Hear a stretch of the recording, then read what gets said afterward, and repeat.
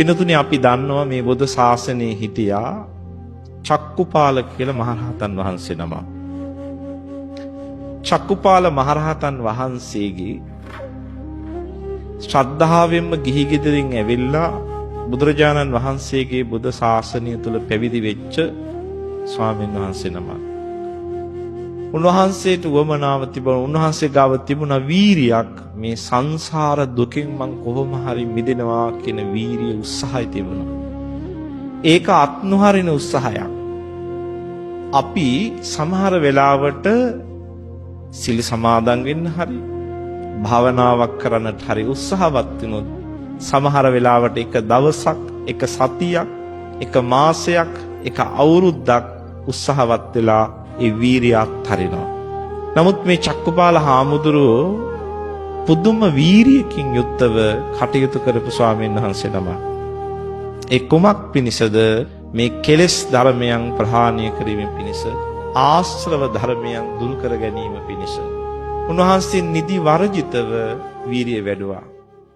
උන්වහන්සේ කුටිය තුල වාසය කරනකොට උන්වහන්සේට සැතපෙන්න ඇඳක් තිබුණා. මේ ඇඳ දිහා දකින්නකොට උන්වහන්සේට සැතපෙන්න හිතෙනවා.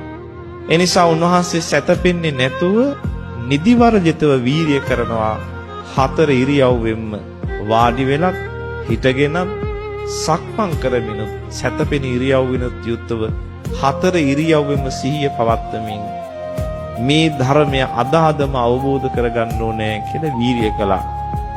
ඒ ඉරියව් 4ිනුත් පින්නතුනි එක ඉරියව්වක් උන්වහන්සේ අත්හැරියා. ඒ තමයි සැතපෙන ඉරියව්ව. ඉරියව් 3ක් පාවිච්චි කරමින් නිදා ගන්න නැතුව වීරිය කළා මේ ධර්මය අවබෝධ කරගන්නට කියලා. ඒ නිසා තමයි තමන් වහන්සේ සැතපෙන ඇඳ ගලවලා අයින් කළා එතන.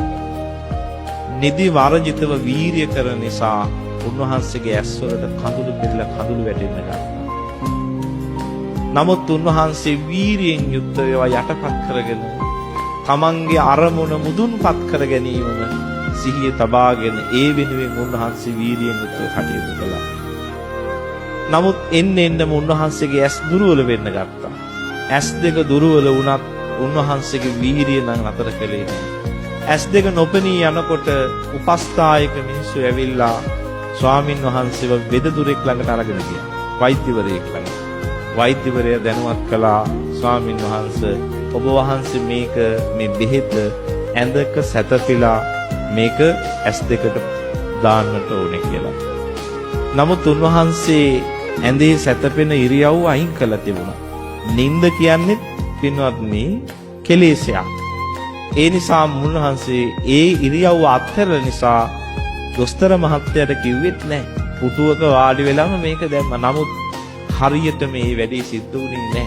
ඇස් දෙකට හරියටම බෙහෙත් ටික වැටුනේ නැහැ.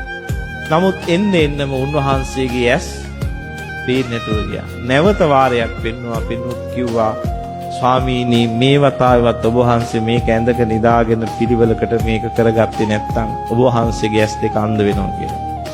උන්වහන්සේ එහෙම කළත් උන්වහන්සේගේ වීරිය නම් අඩුවක් කළේ නැහැ. නිදාගත්තේ නැහැ. සක්මන් කරමින් ඒ වගේම ඉඳගෙන භාවනා කරමින් හිටගෙන භාවනා කරමින් මේ 3 ඉරියව්වම 4 ඉරියව්වේ 3 ඉරියව්ම පාවිච්චි කරමින් රෑ දවල් දෙකේම පිනතුනේ උත්සාහවත් උනේ මේ කෙලෙස් ප්‍රහාණය කර ගැනීම පිණිසම. අවසානයේ උන්වහන්සේගේ ඇස් දෙක බෙහෙත් වලින් හොද කරගන්න බැරි වෙලා අන්ධ වෙනවා. අන්ධ වුණත් උන්වහන්සේගේ වීරිය නිෂ්ඵල වුණේ නැහැ. උන්වහන්සේගේ වීරිය අත්හැරුන්නේ ඒ වීරියේ කැපකිරීමේ ප්‍රතිඵලයට උන්වහන්සේ පිනතුනේ ඇස් දෙක අන්ධ වුණත් ධර්මයේ නැමැති ධම්මැස උන්වහන්සේට පහළ වුණා. උන්වහන්සේ උතුම් වූ අරිහත්වය සාක්ෂාත් කරගන්නට යෙදුණා.